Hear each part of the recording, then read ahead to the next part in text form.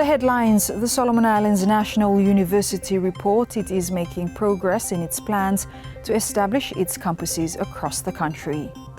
SIBC project is progressing as planned, with 37 towers now completed and 65 towers currently under construction. And Solomon Islands Education Sector Support Program (ESSP) officially closed. Hello, you're watching SIBC's TV News Bulletin. I'm Sharon Nanau. The Solomon Islands National University is expanding its reach across the country. This move is part of SINU's ongoing decentralization efforts to ensure that higher education is accessible to all, regardless of the location. Alex Dadamu reports. The Solomon Islands National University (SINU) reports that it is making progress in its plans to establish its campuses across the country. In an interview with SIBC News, SINU Vice-Chancellor Professor Transform Agorao said the establishment of the Provincial campuses is part of the university's decentralization efforts to make education more accessible to the rural population. Their latest trip to the Western Province saw them securing a land site in Gizo for their campus expansion. So the university has an obligation, it's a responsibility for decentralization. We must decentralize and spread out the benefits of education, take education down to the grassroots. So West, recently there was a team that went there led by our Vice-Chancellor Corporate, Dr. William Pararata, for having discussions. There's a SINU land that stay a long time Logizo. So it's the conversation is to go and secure that land again and formalize the partnership with the Western Province. And of course, they went to Poitete too, which there's a forestry training school of Poitete. It's been there for a long time. So we're really serious. I think our forestry training is going to go back there, working in partnership with KFPL. We've had conversations with the Premier of Isabel for talk about investments in mariculture and fisheries, Law Isabel. So he said so far they have managed to secure land in the western and the central part of the country. Securing campus land in the eastern part of the country is the next goal. The next, of course, place for me for Pogo must be the Eastern Pacific, Eastern Solomons, because that's where they're very remote, and Lata will certainly be in our radar. Temotu Province and Makira Province, and of course Renal and Belona Province, they must be on our radar. We must take a medication go down. So this is a serious effort on our part to secure all these secure land and for build them now. Make them available at both distant flexible learning but research. Here, Logor Canal, we have 83 hectares of land, Araligo, West Coast Canal. The lease has expired, but we have actually had discussions. Right now, we are waiting for that applied to the Lands Board to have that title restored to. It's with the Commission of Lands, but the fixed term estate to be given. Very serious about our endeavors. Now, because we've got some great plans already for that area, working together, hopefully. Professor Agorao said they are working with the private sector and the country's development partners to design the campuses. He said the university lacks the financial capital to build the campus facilities. Alex Dadamu for SIBC TV. The Solomon Islands National Broadband Infrastructure Project is progressing as planned, with 37 towers now completed and 65 towers currently under construction. Ministry of Communication and Aviation Permanent Secretary Alwin Danitofea told SIBC News in an interview. He said tower construction is currently taking place in Guadalcanal, Central Island, Isabel and Western Province. The current status of the project now is in the implementation phase. 65 Fala towers in progress, not yet completed. 37 Fala towers are already completed. So you may get a total of around 100 plus towers already in progress and completed. Loguara Canal, you may get 13 Fala towers and completed. 3 Fala construction in progress. 4 Fala already completed but no go on air or live. the one fella as well him constructed, completed, him on air, but him no hand over yet law. You may say state. The in Central Province currently you may get him a total of 10 fella. Him handed over finish. Him completed at handed over. 10 fella na earmarked for Central Province. You may for Isabel Province you may get him 15 fella sites. From 15 fella sites here, 8 fella, him not on air but completed. 6 fella him already completed. 1 fella na him still in progress at the construction. So a total of 14 fella him already handed over to Central Province. For Western Province, we got a total of 32, where him still in progress, construction still in progress. 16 fella him already completed. 16 fella towers him still under progress, construction progress. Choiseul Province, you may got 11 fella under construction, and Lomalaita Province, 11 fella him under construction.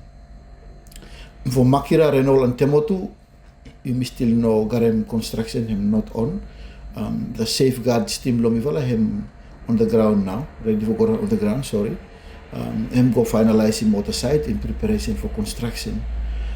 Also, you may Garem inside the project, you may Garem also call him at the relay sites. At the relay sites, by him no providing service, but relay sites, him site where you may use him for communication link, yeah, him transmit by Kasimlo Honiara no. So in this case, by him come through this relay site and by him end up now Solomon Telecom where him now by hosting co-op network. Yeah.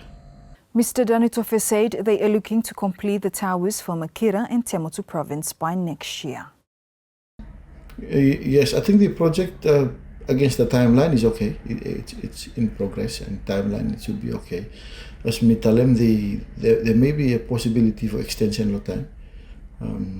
You have stuck a lot of land blooming customary land, and those now I'm actually bringing some challenges. And the information no more where whoever listen him of interest of people from Makira Province, Temotu, and probably Reno. Safeguard blow him go down for doing and I would say surveys or finalizing outside here. You may expect him construction by him not too long before him start areas. And the request here no more is for everyone willing for work together with him. The team will go down, and these services that we are providing, and provide by state like for enable them now service below you go casino people below you so feel responsible and please support him with a technical team below me go down. Now, Solomon Islands Education Sector Support Program ESSP officially closed today. ESSP provided the strategic direction and implementation arrangements for the New Zealand Ministry of Foreign Affairs and Trade and the Australian Department of Foreign Affairs and Trade combined investment to support the Solomon Islands government to implement its Education Strategic Framework 2016 to 2030 and the National Education Action Plan. Since 2019, ESSP has increased access to quality basic education through delivering new and refurbished education infrastructure.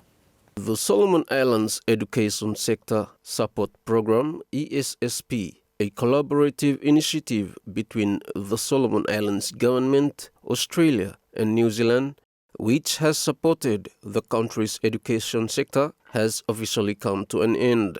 A formal farewell ceremony for the program was held today at the Mendana Hotel, attended by the Australian High Commissioner to Solomon Islands, His Excellency Rod Hilton, New Zealand's Deputy High Commissioner Rebecca Williams, Minister of Education and Human Resources Development, Honorable Tozen Leokana, government officials, and the program beneficiaries.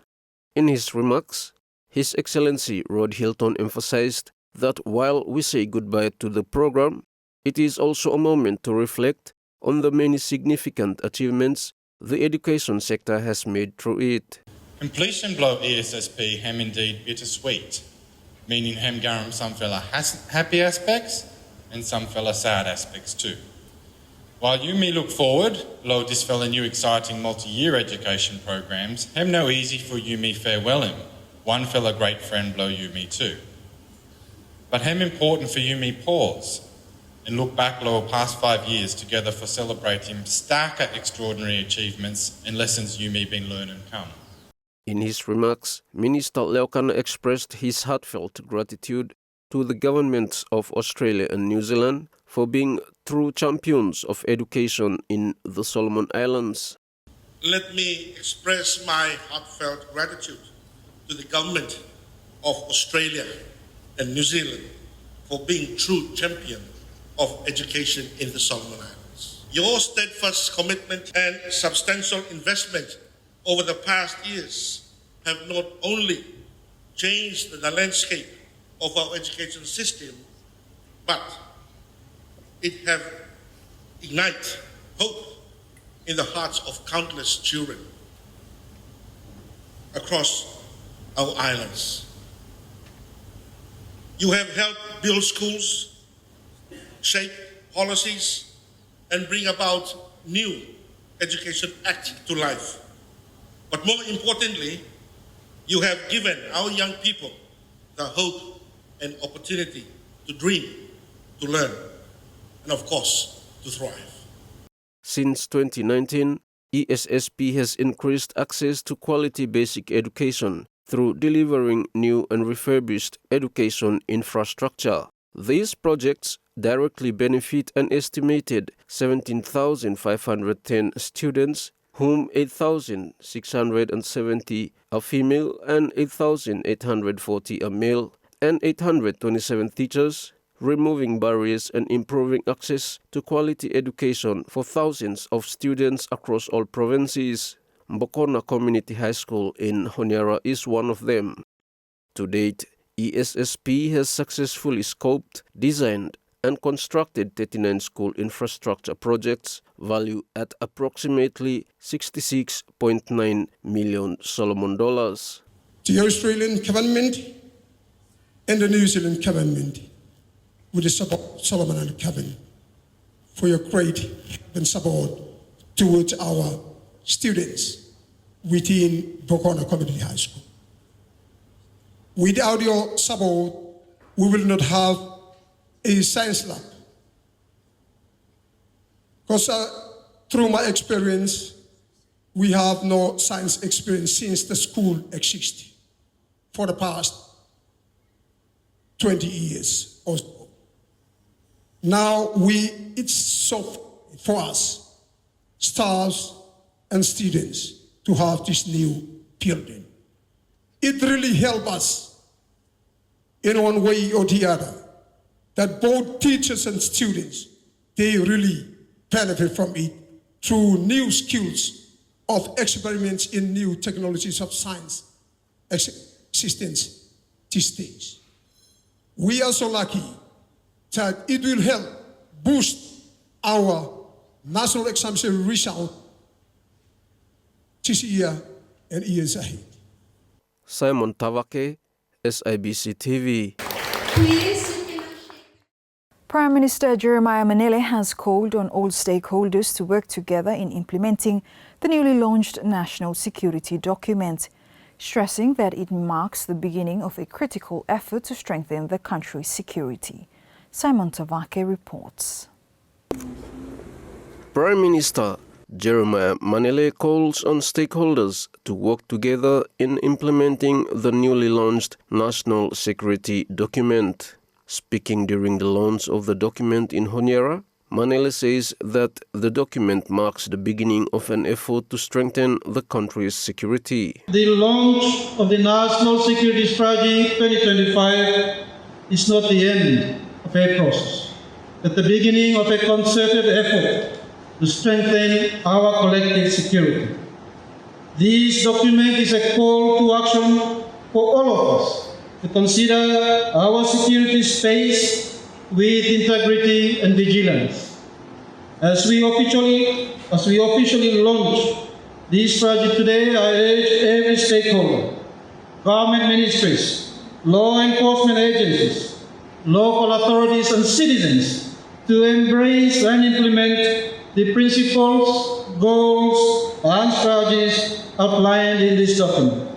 He added, the document will also protect the well-being of Solomon Islanders while addressing the impact of climate change.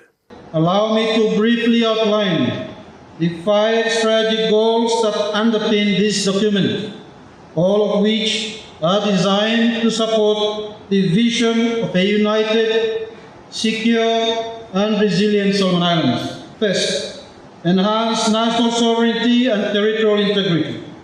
These include strengthening border security and maritime surveillance to protect our waters and resources. Second, promote and protect internal security and social cohesion. This involves fostering trust and cooperation between law enforcement and local communities to address crime and civil unrest. Thirdly, safeguard human security and well-being, which involves ensuring access to essential services, promoting gender equality, protecting human rights, enhancing disaster preparedness, and addressing climate change. Fourth, strengthen national governance and institutional frameworks. And this includes building public trust and accountability within our national security institutions. And fifth, build resilience against external threats and influences. This involves enhancing and balancing diplomatic relations and security cooperation with regional and international partners. Simon Tavake, SIBC TV. Now, work on the eastern border outpost in Temutu province is progressing well.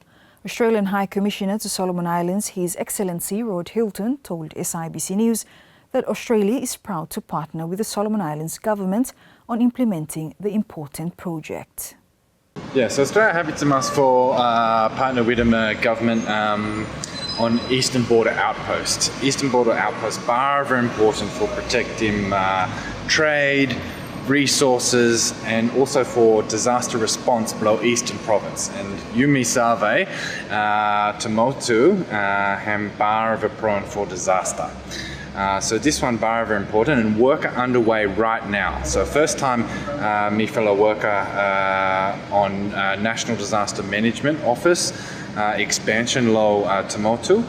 So people below Tomotu have more quick response low disasters. And then we work with the government for building out Narafella agencies like customs, immigration, so make sure people below Tomotu and communities below Tomotu have access for important services. SIBC News understands that the Eastern Border Outpost is a practical implementation of the National Security Strategy ensuring border protection, law enforcement and regional security cooperation. The Ministry of Infrastructure and Development, MID, has launched a comprehensive review of the Franchise Shipping Scheme, FSS, aiming to improve operational efficiency, service reliability and performance, ensuring the program continues to effectively connect remote regions of the Solomon Islands. Alex Dadamu with the details. The Ministry of Infrastructure Development MID has announced a comprehensive review of the Franchise Shipping Scheme FSS, a vital maritime service that aims to connect underserved regions of the country. A statement from the ministry reports that the review will focus on the operational efficiency, service reliability, and overall performance, ensuring that the program meets its intended objectives. Since its inception in 2010, the Franchise Shipping Scheme has been instrumental in improving access to remote areas including the Temutu Outer Islands, Sikayana, Day Island, Ongtong Java Atolls, Shortland Islands, Renol Bellona, Makira Weather Coast, and the Guadalcanal Weather Coast. These regions have faced long-standing challenges due to limited maritime infrastructure and irregular shipping services, which have hindered their economic development. The Franchise Shipping Scheme has been co-funded by the Asian Development Bank, the European Union, and the Solomon Islands government, and annual grants have been allocated by the MID to subsidize services to these remote island routes. The review aligns with the Government for National Unity and Transformation (GNAT) productive sector policy, which recognizes the crucial role of reliable shipping services in fostering economic growth and improving social development, especially in the remote and economically disadvantaged areas. Alex Dadamu for SIBC TV. Now, the General Manager of the National Fisheries Development Limited, Frank Wickham, calls for an inclusion of existing companies as economic zones into the Special Economic Zones Bill 2024. Wickham made the call when he appeared before the Bills and Legislation Committee during the inquiry into the bill. He says it would be good if the bill could define areas in which existing companies are planning to expand to as economic zones. Appears to provide for and facilitate new investments in special economic zones about existing investments that may want their zone to be declared for purposes of expansion or diversification.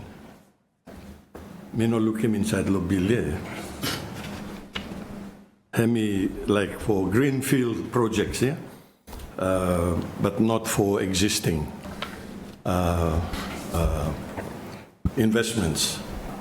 So there may be some companies that may want to scale up, expand, increase throughput through broadening their operations, but they're not eligible to have their zones under this act unless there's something there somewhere that I didn't see. So that's one, I think, fundamentally, and I guess you can appreciate that I'm making reference here to the two companies I represent because we have plans to expand too, yeah? And, you know, it would be a good level playing field if this will act him also have including existing investments that may want to expand and diversify. Mr. Wickham adds the bill's provision of the Minister of Commerce, Industry, Labour and Immigration having the power to cancel development zone licenses needs to be explained clearly. He said the bill needs to have a provision that clearly outlines reasons for the development zone's license cancellation. The suspension and cancellation of development zone license, there's a provision that states here, the authority may by notice to a developer suspend or cancel the developer's development zone license. And one of the reasons, if the minister has cancelled the zone designation. I think the bill should go further to prescribe why a minister should cancel the zone designation. It just appears that the minister is given unbridled latitude in this, and perhaps there should be some reason why the minister has to cancel. Now, a father's 3-year struggle for the safe return of her 2 daughters from Papua New Guinea is far from over. Dr. Jack Siwainau, an obstetrician and gynecologist, in an interview with SIBC News, vowed to continue fighting. He revealed that on February this year, he was informed that his 2 daughters were flown to Port Moresby and were held by PNG Immigration with a promise to repatriate them to Honiara soon. However, that was not the case, and the wait continues for Dr. Siwainau. We get them 2 phone calls. One from official of Prime Minister's office, Bluyumilo Solomon, and another from Foreign Affairs, Bluyumilo Honiara. And 2 inform me that 2 pikinini Blume at PNG Immigration, holem 2 na. And ota keep him 2 one hotel. And soon to be repatriated to Honiara. So tamiherem that one, mi baro happy na. So meeting, kusap 12 picking Blumi arrive na. So expectation Blumi by inside 1 week or few days naman. So transition na, short naman. So me wait Wait. Me ask him what foreign affairs blow me lo here, immigration, any feedback, what time by to fall girls yeah. So me make him some contacts go Honiara side. Me meet with him foreign affairs blow me lo here on the 11th of this month for discussing what na some step forward and what na should do him. On the 16th of March, Police Commissioner blew me with him Director of Immigration to full travel go Papua New Guinea for attend him na Pacific Security meeting. So me bara hopeful that time to full return lo 22nd lo this month by to full bring him come back na to full girls yeah. Time to full come back then to full picking no arrive yeah, me bara feel downhearted straight because we've dealt with PNG authorities for almost 3 years na and me also me lose him trust below me lo system that nothing is working. So me also after that one me no have anything ma what ma for do him because every authority me finish him na. So who ma ba me ask him God ma or ask him who ma for do him anything. So me bara exhaust him everything possible when meeting him sa make him for to fall daughters below me come back. He renews his call to the country's leaders to support his efforts to bring his daughters safely home. Mila call upon our Honorable Prime Minister Jeremiah Manele, you na daddy blow this for the country, and to fall pikinin niya and pikinin blow you. Mila call upon him as the father of this nation. You use him every power inside Lohan blow you as Prime Minister. For talk with him Papua New Guinean government for give him come back to Falpikininia as soon as possible. And Mila call upon to Minister of Police. There are lots of crimes committed against my daughters. What illegally hold them to fala. Somebody steal him na to Falpikinini blow. If you are holding on to something where him no blow you steal ya. And he's forcefully holding on to my kids when authorities what barawa prove that to fall overstay lo PNG and they are born Solomon Islanders and holders of Solomon Islands passports. Mila call upon Foreign Affairs Minister blow me too. Using power blow you. A Minister of Immigration using power blow fala. Solomon Islands is a sovereign nation and we have all the power over our citizens. Why can't you just stand toe to toe, head to head with PNG government and say enough is enough? This is taking too long. Putum to fall Pikinero next flight and come back to Honiara. Simple something osem naman. To fall Pikinero to fall Solomon Islanders. Yeah. So me as parent blow Messi Siway now and Cinderella Siway now, me got them right to look after my own children. I am capable of looking after them. So me like them for to fall picking come back now as soon as possible. Mina daddy blow to fala. Bank South Pacific BSP Solomon Islands unveiled its new brand identity on Monday, reaffirming its commitment to providing improved banking services to every household and businesses across the South Pacific. Ian Kaukui reports. Bank South Pacific BSP Solomon Islands officially launched its new brand identity on Monday. In his remarks at the event, BSP Group General Manager, Treasury and Markets, Rohan George said the rebranding reflects the bank's commitment to its customers. He said it's about ensuring every South Pacific household and business having access to the best banking services available. We're here to unveil our bold brand identity, one that reflects our promise to modernise, innovate and grow with you. For nearly 7 decades, BSP's been just more than just a bank. We've been a pillar of financial strength and inclusion in the South Pacific.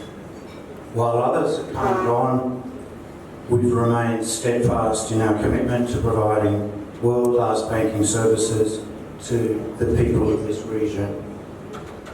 Our deep-rooted connection to the Pacific is the foundation of our success. We go where others fear to go, ensuring financial inclusion in even the most remote communities. Not too many people know this, but 98% of BSP shareholders That's over 12.5 million people come from the South Pacific. Whilst we are BSP Solomon Islands, today we also acknowledge the rich foundational history of this bank. We are richer as an organisation with diversity of brands and culture we have inherited. These foundations have truly embedded us into the communities where we operate in the South Pacific. Mr. George said in the Solomon Islands they employ more than 240 staff and they are committed to supporting the financial growth and inclusion in the South Pacific. PSP is truly embedded in the Solomon Islands, employing over 240 staff, operating with branches in Honiara, Alki, Munda, Nora, Kiso, and BSP agents in various parts of the Solomon Islands, providing much needed banking services. We contribute over 10 million Australian dollars in tax each year to the government. And last year we paid 2.6 million Australian dollars to 130,000 Solomon Islands National Provident Fund members in the form of BSP dividend. The world of banking is evolving, and so are we. Customers today expect more. Faster service, seamless digital transactions, and innovative financial solutions. Yan Kaukui, SIBC TV. And now the latest in sports with Crofton Utukana. The Solomon Islands Football Federation, SIF, has signed a deal with Solrise Company Limited as major sponsor for the Solrise Women's Premier League for the 2025 season. SIF President Donald Marahare and Solrise General Manager Philip Hallett signed the agreement yesterday at the SIF head office in East Honiara. Solrise General Manager Hallett says the company is excited to support the league and women's football in the country. Solrise is very proud not only of our products, Island Sun and Solrise Family Rice. We're proud that we are delivering great products at great value to the community, but it is like opportunities such as this where we are also very proud to support the Solomon Islands community through the support of sport. And what makes this very special for us is that we were the initial sponsors for women's football in Solomon Island Women's Premier League, and we're very happy and proud to be able to support the Women's Premier League again this year, supporting women in our community and the community at large. And I think the support that women's football is getting in Solomon Islands is the same as the support that women's football is getting around the globe. We see more and more support and audiences turning up for women's football, and it would be great to see the Solomon Islands community support women's football in the Solomon Islands as well. This year's sponsorship is approaching $200,000 once we take into account not only cash contribution, but also at every game our team will be there to support with product as well, and prizes for player of the game, and also annual prizes for every match in the league. President Marahare thanked Solrise for sponsoring the league again after their 3-year contract ended last season. I'd like to take the opportunity as well and just to reiterate on what the CEO has said, simply to thank Solrise for the sponsorship. This is a very big sponsorship indeed, taking into account not only for this year but the previous years that the sponsorship had started. And so this is really an opportunity I'd like to take to thank Solrise in particular for sponsoring Solrise Women's Premier League. Indeed, the assistance will go a long way in supporting the Premier League, but in particular women football. in the country. On this note, in particular for the thanking Solrise for the extension of the sponsorship, and hope the relationship will continue to grow to a level in the coming years. So on that note, thank you very much. Certainly. Thank you. Thank you, Donald. Meanwhile, the 2025 Solrise Women's Premier League season will start on the 13th of this month. Crofton Otukana, SIBC TV. And that's news. Follow us on sibconline.com.sb and our SIBC News Facebook page for more of our latest stories. Thanks for watching.